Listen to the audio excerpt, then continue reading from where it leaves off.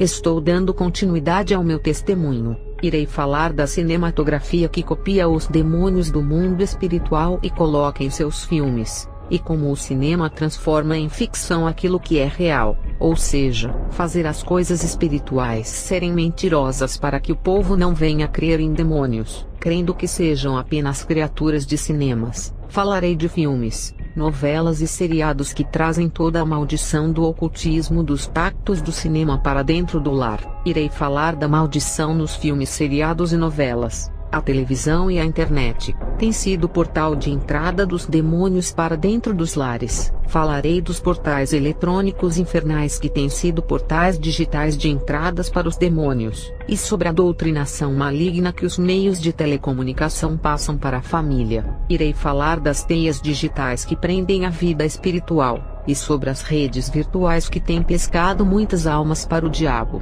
Falarei da Disney e os demônios híbridos de seus desenhos, e como o cinema copiou os animais híbridos da Bíblia. Irei falar de jogos de games que são carregados de todos os males das trevas, e sobre a tática de difamação usada pelas bruxas contra os missionários, que hoje são usadas pelos crentes da internet contra os servos de Deus. Falarei das guerras espirituais das bruxas contra uma equipe de missionários dentro do território das bruxas, e da batalha espiritual das bruxas e os demônios contra as igrejas que incomodam. Irei falar sobre a raridade de encontrar homens e mulheres de Deus nos dias de hoje. É como procurar pedras preciosas em garimpo nos rios. Eu falei de vampirismo e lobisomem no vídeo anterior. Algumas pessoas falaram para mim como isso era possível. Eu disse a essas pessoas: não é o diabo que imita os filmes, mas é o cinema que imita o diabo. Todos esses monstros que o cinema criou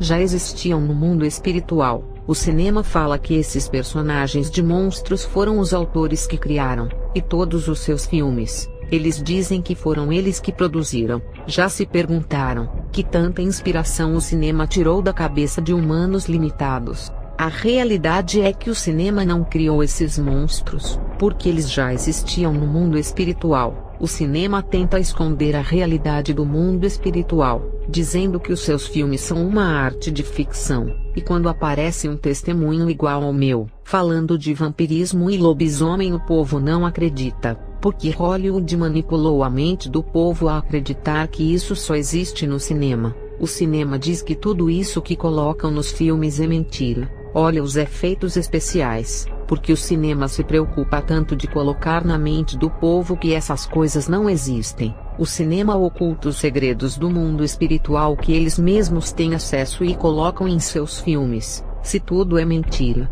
eu queria que um ator de Hollywood me explicasse da onde eles tiram toda essa ideia de grandes filmes de ficção científica que falam de alienígenas. É claro que esses filmes foram copiados de uma realidade espiritual que existe, de uma ideologia científica ou de pesquisa sobre astronomia. Não pode ser. Quando falam de monstros do espaço que considero como potestades dos ares, se todos os filmes são obras de ficção, não passando de mentiras criadas por Hollywood, eu pergunto uma coisa: esses filmes de guerras, mortes e tiroteios foram vocês que criaram? As guerras e as mortes existem desde o começo do mundo. Isso não é coisa inventada pelas suas mentes. Essa é a prova que vocês copiam tudo o que acontece na vida real e espiritual, e colocam em seus filmes como se estivessem inventados. É claro que todos os filmes de monstros que estão no cinema foram tirados de uma realidade espiritual. Vocês tiraram do mundo espiritual e trouxeram para o cinema. Por isso que a indústria de vocês faturam milhões de dólares. Esses filmes e seriados de magias que vocês dizem que são obras de arte de ficção. Era uma bruxa, e afirmo que esses rituais são verdadeiros e perigosos para quem assiste. Vocês estão ensinando todos os tipos de rituais em seus filmes e seriados, e são rituais copiados dos maiores mestres da bruxaria. Existe uma orientação de grandes magos para fazerem esses rituais nos filmes de Hollywood. Quero alertar, embora seja um filme ou seriado, os rituais que os atores fazem nas cenas de gravações são reais, e os lares das famílias que assistem essas coisas do cinema ficam carregados do mal. Brigas, traição, doenças e mortes conseguem entrar na família através dos filmes. o número de suicídios e filhos matando os pais, e mãe matando as filhas só aumentam. Da mesma forma que os homens de Deus recebem revelações do mundo espiritual, os feiticeiros de Hollywood também recebem revelações no mundo espiritual dos demônios. Os homens de Deus recebem revelações divinas para transmitirem ao povo. Os feiticeiros de Hollywood também recebem revelações de como serão os filmes. Todas essas inspirações do personagem de filmes e desenhos vêm do inferno. Irei provar biblicamente que Satanás imita a Deus quando cria os seus personagens. Quando o profeta Daniel orou, Deus revelou os 4 animais, e quando Deus revelou cada animal, ele falou as características de cada um deles. O primeiro animal, o leão, tinha asas. Isso é no mundo espiritual, porque no mundo natural o leão não tem asas. Deus mostrou ao apóstolo João os 4 seres viventes, e deu as características de cada um deles. Todos eles são cobertos de olhos. Quando se trata de seres espirituais do mundo espiritual, eles são uma mistura de tudo, como seres de várias formas. O 4º animal que Deus mostrou para Daniel tinha 10 chifres e dentes de ferro. Isso no mundo espiritual é possível, mas no mundo natural, não existe animal de 10 chifres. O máximo de chifres é 2, isso dentro do nosso mundo, e não existem animais de dentes de ferro dentro do mundo natural. Olha como o mundo espiritual é complexo demais, e cheio de enigmas e mistérios. Da mesma forma que Deus revelou esses seres figurativamente na Bíblia, não estou falando sobre o significado dessas passagens. Falo das formas de cada animal. Quero chamar a atenção para a figura dos seres que Deus revelou para Daniel e João. Satanás também imita a Deus com suas visões e aparições. Os feiticeiros recebem as mesmas visões sobre os seres espirituais, iguais ao profeta Daniel e o apóstolo João que receberam, mas esses feiticeiros recebem da parte de Satanás. Da mesma forma que o profeta Daniel e o apóstolo João viram esses seres espirituais, os feiticeiros recebem essas visões para criarem esses seres do mundo espiritual para o cinema. Olha os filmes dos monstros alienígenas, que são uma mistura de homens e monstros. Nos filmes vocês veem homens cobras, homens crocodilos, homens pássaros, homens robôs, homens feras e outras misturas. O hibridismo é uma mistura de vários animais em um só.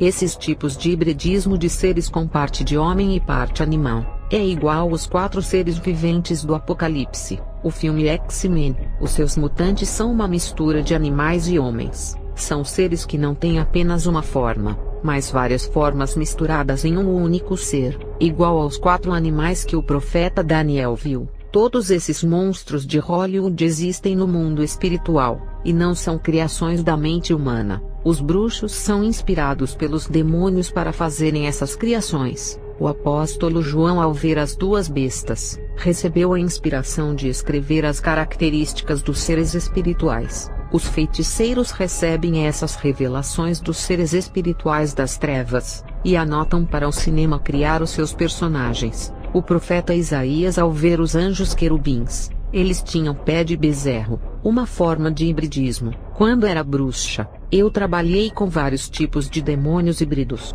As formas desses demônios são corpos de pessoas com pés de cavalos, rabos de cobras e asas de morcegos. Isso explica o hibridismo que os seres têm no mundo espiritual. Na Marvel, os super-heróis enfrentam alguns vilões híbridos. O Homem-Aranha é híbrido, o Batman é parte homem com morcego. Na Disney, os desenhos são híbridos. O Mickey Mouse é um menino parte rato e parte pessoa. Esses seres espirituais de várias formas de hibridismo estão com suas caricaturas famosas no cinema. Como pode essas coisas que só existem no mundo espiritual estarem sendo criadas na forma de personagens nos cinemas? E os demônios estão sendo revelados através do cinema e ficando famosos nas telas. Quantas pessoas gostam de filmes de zumbis, Dráculas, lobisomens, e não sabem que todos são demônios que existem no mundo espiritual? Jason Voorhees tem muitos fãs, e já se tornou até ídolo de milhões de pessoas.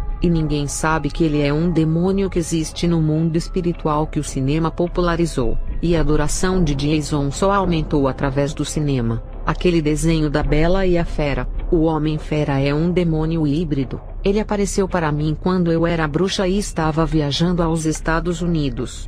Em uma reunião das bruxas nos Estados Unidos, a rainha malvada da Branca de Neve apareceu em uma reunião das bruxas. Uma mulher idosa e muito maligna. Esse demônio é um dos líderes da bruxaria Wicca. A Cinderela também é um demônio da bruxaria, mas esse demônio de forma meiga, doce e sedutor. Não se engane com a sua delicadeza. O que ela tem de bela é comparado com o tamanho da sua maldade. Esse demônio Cinderela, as bruxas a invocam para receberem uma aparência bela por um tempo, com o objetivo de seduzir os homens. Cuidado com esses filmes de terror da internet e vídeos do YouTube. Tem filmes de bruxaria, que o autor fala uma palavra em latim que ninguém entende, e ali o autor falando em latim, está lançando uma maldição nas pessoas que estão assistindo o filme. Tem muitos portais eletrônicos que são portais digitais de demônios. Nos jogos de games também tem tudo isso.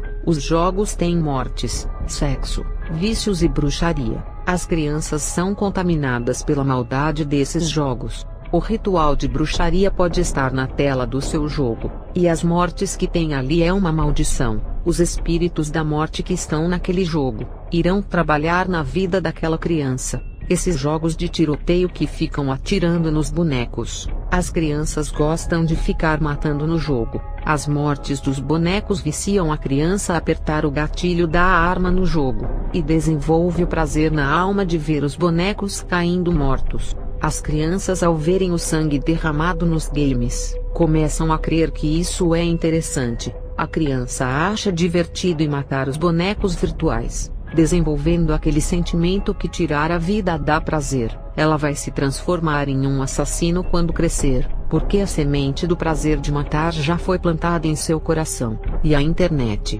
redes sociais e os games começam a doutrinar o coração das crianças para cometerem as maldades no futuro, e elas começam a passar por uma transformação no seu ser. O cérebro começa a receber muitas informações que são depositadas no coração, e a alma começa a ter desejos por aquilo que os olhos estão vendo. A mentalidade começa a mudar, e o mundo digital começa a influenciar aquela criança em seus comportamentos. Uma criança, quando joga no seu game, ela entra no jogo, e tem a mesma sensação como se estivesse lá parecendo real. Ela entra na Matrix, e os espíritos da morte começam a trabalhar dentro da alma da criança, desenvolvendo o instinto da perversidade, e aquela criança vai se tornar um assassino. Os games estão evoluindo, e os seus gráficos estão mais reais. Os bonecos a cada dia estão ficando mais próximos do real. Até os sangues que antigamente eram tintas vermelhas ou riscos vermelhos, hoje é um líquido de plasma e glóbulos vermelhos vivos, iguais quando sai da carne. E nos jogos de tiros a criança mata esses bonecos, e vem sangue parecido com o real saindo de dentro, e a criança começa a conviver com essas cenas como se fossem normais. A criança vai se acostumando a ver o sangue em sua frente. Um dia irá matar uma pessoa, e quando ver o sangue derramado, irá achar normal igual dos jogos de games. E a evolução dos gráficos dos PlayStation que estão ficando mais próximo ao que é real. As mortes são mais reais, e o sangue fica mais parecido com o sangue humano. No começo dos games, o sangue era de desenho, e foi evoluindo conforme as máquinas vão se modernizando. No tiroteio, você vê o sangue dos bonecos virtuais bem vermelho carnal, próximo da nossa realidade. Isso é maligno, ver o sangue quase real em sua frente de alguém morrendo nos games. Daqui a alguns anos, o videogame vai deixar o sangue real igual ao nosso. Qual é a diferença da criança ver uma pessoa morta e o seu sangue correr pelo chão, e depois essa criança ver uma pessoa morta no jogo de videogame com o sangue escorrendo? Não existe diferença, porque a criança está vendo morte e sangue da mesma maneira que é na vida real. Antes de esses games modernos existirem, as crianças do meu tempo, quando viam uma pessoa morta na rua, as crianças ficavam apavoradas, tinham pesadelos e ficavam complexas. Isso impedia que os pais deixassem os seus filhos verem pessoas mortas. Eu mesma tinha medo de ver sangue derramado quando era criança. Já no tempo de hoje, de tanto as crianças verem pessoas mortas nos filmes, novelas e jogos de games. Seus olhos já se acostumaram com essas maldades. Se uma criança dessa geração ver uma pessoa morta, vai ser uma coisa normal, nem medo elas vão sentir, por se acostumarem a contemplar tantas maldades. Já foram doutrinadas a se conformarem com isso. A Bíblia diz em Romanos 12 verso 2, e não vos conformeis com este mundo, mas transformai-vos pela renovação do vosso entendimento, para que experimenteis qual seja a boa, agradável e perfeita vontade de Deus. Antigamente, antes da televisão existir, quando alguém via uma pessoa morta em sua frente, não suportava ver tanto sangue. Quando alguém via uma pessoa morta, nem dormia direito com tamanha perplexidade. Hoje podem ver um monte de corpos que não ficam mais admirados, porque as mortes das pessoas ficaram normais, por verem todos os dias em seus aparelhos eletrônicos, porque essas pessoas matam, e ainda conseguem esquartejar com sangue frio, porque a pessoa se acostumou com tanta maldade que assistiu, que não faz diferença matar. Essas pessoas são doutrinadas em assistirem muitas mortes, e os demônios começam a trabalhar dentro de seus corações, e a pessoa fica com o coração duro de tanto assistir filmes de mortes, e não se comove em amar o próximo. E quando ver uma pessoa morta de verdade, não fica triste e não fica comovido, não se entristece por uma morte, porque o coração ficou obscurecido. Os demônios já operavam ali, e deixaram a pessoa fria e sem compaixão de ninguém. Tem casos em que a pessoa dá até gargalhadas da morte do outro. As bruxas já estão nesse nível de terem um coração maligno. A tela de um celular, computador ou notebook funcionam como um portal que os espíritos saem, quando se colocam coisas carregadas do mal.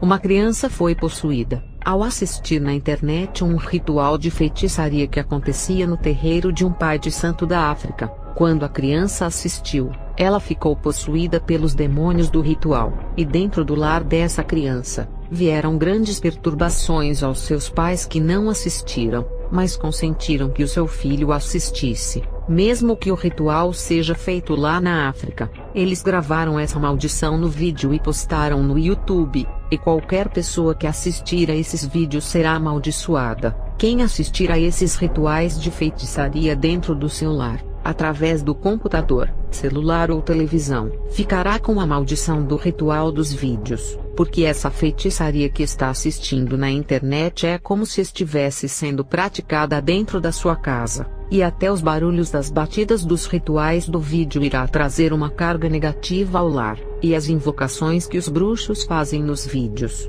entram no lar de quem assiste a esses vídeos. O vídeo que invoca os demônios, na realidade está chamando os espíritos malignos para dentro do seu lar, sem precisar você invocar. Todas as casas que a família assiste a um único vídeo de feitiçaria, a mesma maldição do ritual irá pegar em todos os lares, e não importa se o vídeo foi gravado há 10 ou 40 anos atrás, ele continuará sendo maligno e levando a maldição através da internet. E mesmo que o feiticeiro já tenha morrido, a sua maldição do ritual do seu vídeo continuará causando estragos nas vidas das pessoas que o assistem. Filmes de ocultismo que o cinema fala que é mentira, também levam maldição aos lares. Esses filmes funcionam como objetos de transporte de maldição ao lar. Esses filmes se aproximam da realidade, quando praticam rituais de verdade nas cenas, na gravação cinematográfica, ao acenderem as velas em pentagramas ou hexagramas, e jogam sangue de galinhas, e esses atores começam a invocar os demônios. Tem filmes que usam ossos de pessoas mortas iguais acontecem na feitiçaria, e assim eles fazem contatos com os demônios de verdade, porque os rituais de invocações são reais, e está no manual de bruxaria. Eu alerto as famílias inteiras, desde a criança até os avós, para vigiarem. Um toque no celular para assistir um vídeo que parece inofensivo, pode ser um pequeno portal da tela, e o mal irá entrar. Não brinquem com o mundo espiritual. As redes eletrônicas são prisões espirituais que estão levando milhões de almas para o inferno, e são multidões de crentes que estão presos nessas redes virtuais, que funcionam como teias de aranhas que capturam os insetos. quando Jesus pediu para Pedro lançar a sua rede no mar, e quando ele fez isso e pegou muitos peixes em sua rede, Jesus disse que Pedro seria pescador de almas. E do mesmo modo que o apóstolo Pedro lançou a sua rede e pescou muitos peixes, ele foi um dos maiores ganhadores de almas. Só na sua primeira pregação ganhou 3.000 almas. E Pedro deixou a rede da pesca para usar a rede do evangelho para pescar almas. E Satanás copiou e criou a sua rede para ganhar almas. A sua rede se chama rede social, rede virtual, rede digital, rede da telecomunicação. Todos os tipos de redes eletrônicas têm ganhado muitas almas para o inferno. Se vocês morrerem presos dentro desses cativeiros virtuais, irão para o inferno. O principado que elaborou esse projeto tecnológico de destruição, criou uma teia digital. Esse principado é como uma aranha gigante que atirou a sua teia nos 4 cantos do mundo, e tem prendido milhões de almas. Só a palavra de Deus que irá cortar essa teia maligna, e libertar as vidas desse império virtual. Vou falar das guerras espirituais, que as bruxas tiveram com os crentes missionários que entraram em suas vilas. Uma bruxa do nível avançado sem sair de sua casa, tem visões espirituais de todas as pessoas que caminham de dentro da região que está sob o seu controle. Ela enxerga todas as ameaças que circulam o seu território, e os espíritos malignos lhe avisam sobre os que entram em seu território. Um bruxo pode controlar uma vila, bairro ou até mesmo uma cidade inteira. Outras táticas que as bruxas usaram para denegrirem os missionários que invadiram o seu território, foi a perseguição das calúnias e acusações. Essa é uma forma que os demônios usam para exercerem uma pressão sobre os ministérios dos missionários. Eles tentam fazer os missionários desistirem de continuarem nessa guerra espiritual. Muitos missionários desistem de pregar o evangelho quando são pressionados pelas legiões. A perseguição contra os homens de Deus é uma arma de Satanás. Cada lugar tem um tipo de perseguição induzida pelos demônios da perseguição. Tem lugares que os crentes são mortos e torturados pelos perseguidores, e tem lugares que a perseguição é oral, ataques verbais da língua para manipular o povo, deixando-os contra os homens de Deus. A calúnia é uma arma que trouxe medo a muitos missionários que desistiram da missão. As pessoas foram convencidas pelas bruxas a terem ódio dos missionários. Esses homens, quando chegavam nesses locais, eram mal recebidos, maltratados e jurados de morte. Eu era uma bruxa. Eu vi o quanto esses missionários sofreram. Hoje, com a ascensão da internet, os crentes fazem muitos vídeos de crítica. E a realidade é que esses vídeos incentivam o ódio contra o seu próximo. E as pessoas que assistem ao vídeo de difamação, ficam revoltadas não com o difamador, mas com a vítima caluniada. Pode ser o pior falso profeta do mundo. Não podemos fazer vídeo na internet incentivando o ódio contra ele. A língua tem causado grande destruição, e oprime as pessoas. Uma pessoa, quando é atacada na internet fica depressiva, e algumas até se suicidam. Retornando a falar dos missionários que entraram na Vila das Bruxas, os demônios me passavam informações dos missionários que eram ameaças para a vila. Eles ganhavam os clientes das bruxas e empobreciam a profissão de vidente. E os espíritos passavam os pontos fracos de cada um dos missionários. Eu me lembro de que uma equipe de missionários, quando invadia o território das bruxas, eles foram atacados com feitiços especiais do engano. Esses feitiços especiais eram de falsas visões, revelações e profecias. Esses feitiços enviavam um anjo maligno que se transformou na forma do anjo Gabriel, e esse anjo trazia mensagens e revelações dizendo que era da parte de Deus. Essa era uma forma de enganar e distrair os missionários. Esse anjo, que se passava por anjo de luz, fazia muitos sinais para tirar a atenção dos missionários e desviar eles das coisas de Deus. Tudo isso era para desorganizar a equipe. E só os missionários que tinham o discernimento espiritual que não foram enganados pelo anjo. As bruxas falavam para as pessoas não darem ofertas e alimentos para os missionários. As bruxas faziam os pneus dos carros estourarem, e os missionários ficavam atrasados para os seus compromissos. Por isso que não devemos reclamar se alguma coisa acontece quando estamos fazendo a obra, e orar a Deus para que o impedimento vá embora. As bruxas convenciam as pessoas da vila a não acreditarem neles, e nem em suas pregações. As bruxas disseram assim: eles são mentirosos, hereges e falsos profetas. Essa é uma tática de Satanás de difamar os homens de Deus, para que as pregações não convertam as pessoas. Alguns missionários foram valentes e não foram embora da vila. Um grupo de missionários deixaram os demônios encurralados com as suas orações. Alguns demônios que assombravam uma casa abandonada na vila, ao ouvirem as orações dos missionários, se retiraram da casa. Eles se isolaram e saíram dessa casa mal assombrada. Eles perderam uma batalha espiritual contra os missionários valentes, e foram obrigados a deixarem o local. Os demônios tinham 100% de controle sobre uma vila, que nenhuma igreja foi construída ali. Quando os missionários invadiram a vila e confrontaram os demônios daquele lugar, as forças espirituais diabólicas foram neutralizadas, e as primeiras igrejas foram construídas formando os primeiros membros. O evangelho venceu, e a vila foi conquistada. Os demônios furiosos se reuniram para conquistarem a vila para retomarem o controle. Os demônios fizeram de tudo para destruírem aquelas novas igrejas que faziam a diferença, ganhando muitas almas. Aquelas igrejas estavam dentro do território daqueles demônios, e eles atiravam dardos parecendo alfinetes escuros. Os demônios lançavam dardos de enfermidades físicas e espirituais no povo da igreja, e também queriam contaminar o ensino e eliminar o evangelho na vila. Um exército de demônios querendo destruir a igreja e ameaçavam o povo. Eles queriam aquela zona de controle espiritual, e dominarem o território conquistando as novas igrejas. Os demônios defendem os seus territórios, e quando perdem, eles tentam recuperar. A igreja clamava, e os espíritos dos ares, dos mares, das florestas e montanhas os atacavam. Essa batalha espiritual envolveu os três âmbitos espirituais, como a terra, o mar e os ares que envolvem o universo. E uma milícia de anjos desceu e batalhou contra aqueles milhões de demônios. A guerra também estava no espaço sideral, e os anjos travaram uma batalha em favor das novas igrejas. E os anjos neutralizaram os demônios com as orações das igrejas, e as forças diabólicas foram destruídas pelos anjos. As atividades negativas tinham paralisado por se enfraquecerem nessa batalha. Meses depois, as bruxas voltaram a atacar as igrejas da vila, e as bruxas começaram a pressionar os missionários a se retirarem da vila. Alguns que não aguentaram a pressão foram pregar em outros locais menos perigosos, e tinha aqueles irmãos mais resistentes que não saíram da vila,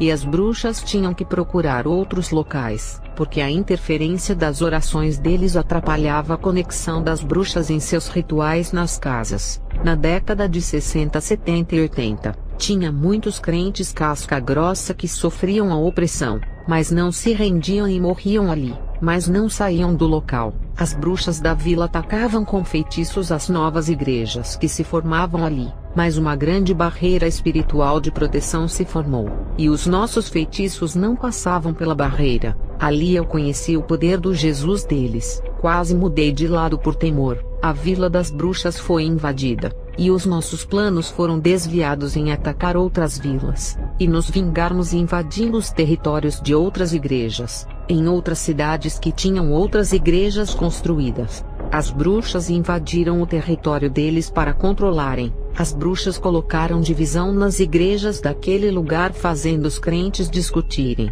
Penetramos em algumas igrejas que abriram legalidades e realizamos uma grande manobra. Conseguimos romper a grande barreira que existia. E que barreira era essa? A barreira de não pregar a mentira e heresia nos altares dessas igrejas. Conseguimos levar as primeiras mentiras, visões, revelações e profecias nessas igrejas. As bruxas usadas com falsas revelações dentro das igrejas diziam que Deus revelou que aquele obreiro que fazia a obra estava em pecado, mas esse obreiro que era acusado de estar em pecado, ele era o único que fazia a diferença no meio do povo, e tínhamos que tirar ele de circulação. As bruxas disfarçadas de crentes falavam que os obreiros mais retos das igrejas eram falsos profetas, e o povo acreditava, e a discórdia e a divisão vieram no meio do povo. Rompemos a defensiva das igrejas, e colocamos espíritos da confusão doutrinária. Essas igrejas que defendiam o evangelho,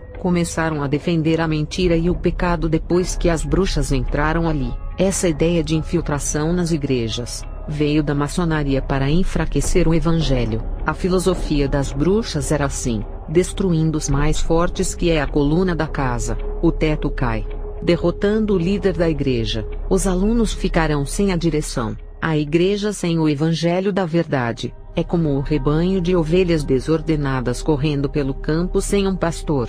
O alvo era derrubar o mais forte. Teve um pastor que fechou a sua igreja com medo das bruxas e foi embora da vila. Quando o crente pregava a palavra, eu o amaldiçoava falando em línguas estranhas, e da minha boca saíam dardos malignos em direção a esse crente. As bruxas abençoavam, amaldiçoavam, profetizavam bênçãos materiais, felicidade na vida sentimental e também amaldiçoavam com azar. Profetizávamos misérias na vida dos crentes mais fracos na fé, e eles se transformaram em moradores de rua. Profetizávamos enfermidade dentro das igrejas em outras línguas. As pessoas diziam: eu creio. E a maldição pegava. Os crentes mais obedientes na palavra de Deus não acontecia nada. Eu desafiei um crente muito diferenciado na igreja, e marquei um encontro, porque ele percebeu que eu não era crente na igreja, e todo o meu disfarce iria acabar. Eu o ameacei, e disse que iria enviar um espírito da morte para enforcar ele à noite. E naquele dia entramos em batalha espiritual, somente eu e ele. Eu atacava ele do meu recinto lançando feitiços de morte. Ele orava pedindo livramento a Deus. Eu lançava maldição em seu ministério. Ele orava para Deus me libertar e salvar. Eu enviei o espírito de morte para matá-lo naquela noite. Ele orava e não dizia nenhuma palavra de maldição sobre a minha vida, mas ele repreendia o demônio que estava em mim. Ele não me atacava, mas atacava o demônio que estava em mim com o fogo espiritual. Eu sentia o meu corpo pegar fogo. Eu fiquei tão irada, que fui à noite perto da casa dele com um punhal que usava na magia. Já que a magia não resolvia, quis fazer o mal pessoalmente. O meu plano era ficar invisível com a magia de encantamento, e entrar na casa dele e o matar, oferecendo a ele mesmo como ritual de sacrifício. Quando eu me aproximei do portão dele, eu escutei as suas orações. Eu não conseguia me mover e fiquei paralisada. A oração dele se formou em uma corrente de fogo e me prendeu como correntes espirituais. Quando eu decidi desistir do meu plano maligno, as correntes de fogo que estavam enroladas em meu corpo desapareceram, e eu voltei para casa. Eu tinha o dom de audição espiritual, e conseguia ouvir a oração desse irmão mesmo em uma vila distante. Ele continuou orando. Deus havia revelado para ele a minha maldade em querer sacrificá-lo. Ele orava assim: não atribua a ela esse pecado, não tire a sua vida por tocar no seu ungido, mas perdoa, e tenha misericórdia de sua vida. Como eu sabia que ele estava orando assim, eu tinha audição espiritual, e conseguia ouvir as correntes espirituais que me prenderam para não atacar ele. As bruxas também usam essas correntes para prender as pessoas. A diferença dessas correntes espirituais é que essa corrente que me prendeu é de fogo. As que as bruxas usam são correntes negras. Os demônios no inferno usam essas correntes espirituais para prenderem as almas e torturá-las. Esse crente que eu tentei atacá-lo, orava por mim todos os dias, e o meu corpo queimava. O demônio que habitava em mim sentia dores. Como ele sentia dor dentro de mim, eu também sentia. E quando esse demônio se enfraquecia, eu também enfraquecia. Ele era quem me mantinha forte. Os crentes da década de 60 até 80 tinham muita autoridade no mundo espiritual. Imagine os das décadas mais antigas como 20, 30, 40 e 50. As bruxas eram muito fortes na magia, e mesmo assim, não tinham forças contra esses homens ungidos. E uma bruxa de nível alto é tão forte, que uma magia que ela lançar aqui do Brasil, pode matar uma pessoa lá no Japão. Até no final da década de 80, e no começo da década de 90, as igrejas da América Latina conservaram a pureza do Evangelho por muito tempo em suas igrejas, e a palavra de Deus é poderosa quando as igrejas conseguem manter os seus ensinos. Era muito difícil corromper essas igrejas, porque eles resistiam às mudanças no jeito de cultuarem a Deus. Eles rejeitavam a modernidade na adoração, e a mudança doutrinária no Evangelho. Tempos difíceis para as trevas agirem, porque eles não abriam mão dos cultos raízes que são antigos, tudo que era inovação para trazer aos cultos das igrejas. Eles diziam que eram obras diabólicas e resistiam toda a mudança. A igreja vivia na defensiva, e foi uma época em que homens de Deus surgiam bastante. Sinto saudades desse tempo, e quando olho para os dias de hoje, não vejo mais aqueles homens de Deus usados em sinais. Parece que a cada ano vai desaparecendo da terra. Está cada vez mais raro encontrar autoridades espirituais da parte de Deus. Depois que as igrejas dos tempos de hoje começaram a aceitar uma variedade de evangelhos, afetou a produção dos homens de Deus. Como formar homens de Deus com o evangelho falso? Porque quem forma profetas e homens de Deus é a palavra. Se a igreja não voltar a ensinar o evangelho puro de antigamente, não irá formar obreiros valorosos, e ficará quase extinto de terem homens e mulheres de Deus. Encontrar pessoas usadas por Deus vai ser raridade, igual procurar uma agulha no palheiro. Os pastores de hoje não defendem as Escrituras, e se preocupam mais com os seus interesses pessoais em ver as igrejas cheias. Esses tipos de pastores, para verem as igrejas cheias, aceitam uma variedade de evangelhos para satisfazerem as pessoas. Aqueles que não gostavam de um tipo de evangelho, irão gostar de outro evangelho. Criaram vários evangelhos, várias bíblias e livros para adaptarem a palavra de Deus ao tipo de cada pessoa. Um evangelho para quem curte ritmos musicais diferentes, outro para jovem e outro para quem deseja ganhar muito dinheiro. E dessa forma as pessoas não irão querer ser submissas à palavra de Deus, e o evangelho se torna submisso aos desejos carnais e vontades humanas. Satanás foi querubim de luz, e obteve grande conhecimento de santidade por conviver ao lado de Deus, e usa as suas estratégias na terra para corromper o que é santo.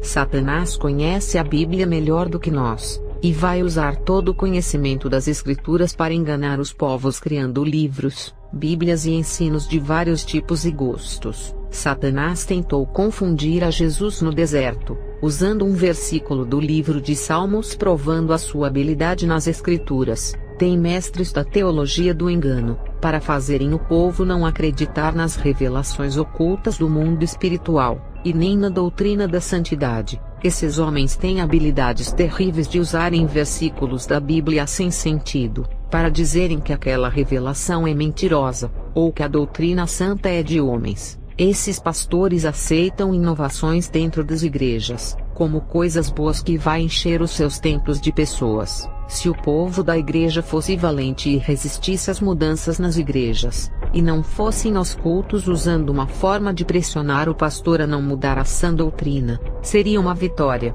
E as igrejas sem ninguém nos cultos, fazem os seus líderes recuarem e voltarem atrás. O pastor sentiria medo de perder os seus membros e não mudaria o evangelho. Na década de 80, o pastor e os membros resistiam às mudanças. Os pastores eram mais sérios na obra. Eu falo com experiência, porque quando era bruxa, tive dificuldade de corromper o evangelho dessas igrejas junto com outras bruxas. Somente em algumas igrejas da América Latina que conseguimos corromper. A maioria resistiu, e não aceitaram a nossa forma de trabalhar, e tinham igrejas da América Latina, que estavam no grau de espiritualidade tão elevado, que as bruxas não conseguiram entrar nelas. Quando nos aproximamos da porta dessa igreja, começamos a sentir o fogo arder e recuamos voltando para as nossas casas. Se a gente insistisse em entrar nessas igrejas, com certeza iríamos cair manifestadas. Eu estava disfarçada de crente, e ao pisar o pé em uma igreja que fazia vigílias de oração, o demônio que estava em mim quase se manifestou, e eu tive que sair da igreja para que a identidade desse demônio não fosse descoberta,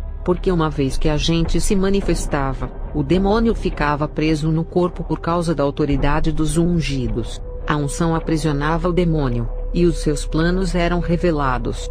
Vários demônios que entravam com as bruxas foram capturados por homens de Deus. Esses demônios ficaram presos com correntes espirituais de fogo, e o pior é que eles ficavam aprisionados dentro dos corpos das bruxas e não podiam ir embora, a não ser que os ungidos liberassem.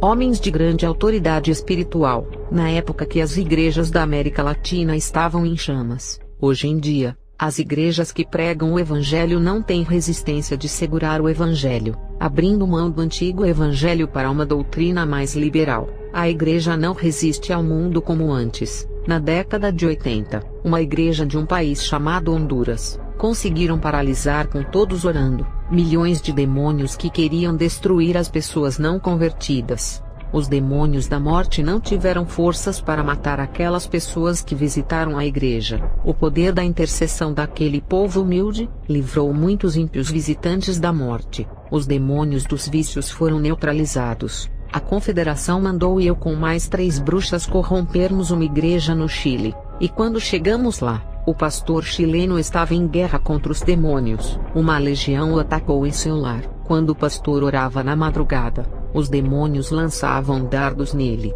mas existia uma cobertura espiritual que o cobria. Na década de 80, quando a Confederação das Bruxas se reuniu no México, uma igreja pequena desse país foi atacada por milhões de demônios por sua pureza espiritual, e a igreja clamava muito a Deus, e as suas orações eram como flechas de fogo que feriam os demônios, e os espíritos malignos lançavam dardos na igreja. A minoria mais fraca ficou enferma, mas a maioria que estava forte permaneceu sem nenhum dano espiritual. Nada os atingia. As bruxas que tinham o dom da vidência viram essa batalha no mundo espiritual que não se podem ver com os olhos carnais. Vou encerrar esse vídeo e continuar em outro vídeo.